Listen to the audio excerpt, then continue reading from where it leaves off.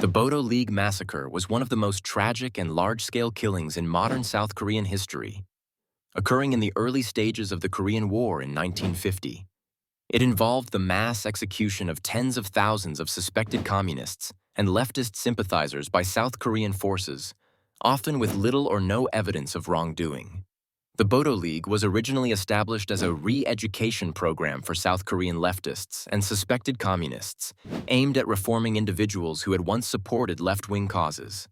However, when the Korean War broke out in June 1950, the South Korean government, fearing mass defections to the north, ordered mass executions of Bodo League members and other suspected communist sympathizers.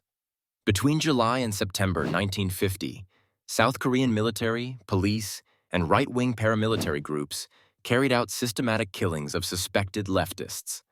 The executions took place across the country, often in remote areas, with victims shot, clubbed, or pushed into mass graves. In some cases, entire families were executed simply due to association.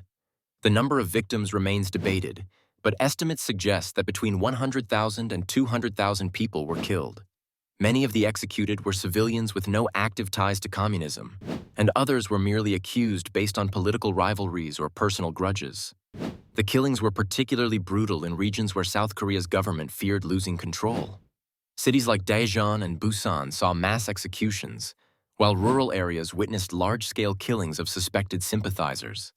When North Korean forces advanced into South Korea, evidence of the massacres was exposed, and propaganda from the North exploited the killings to rally support.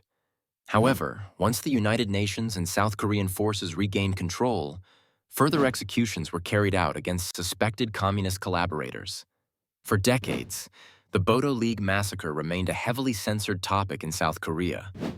The government suppressed discussions about the killings, and victims' families lived in fear of retribution if they spoke out.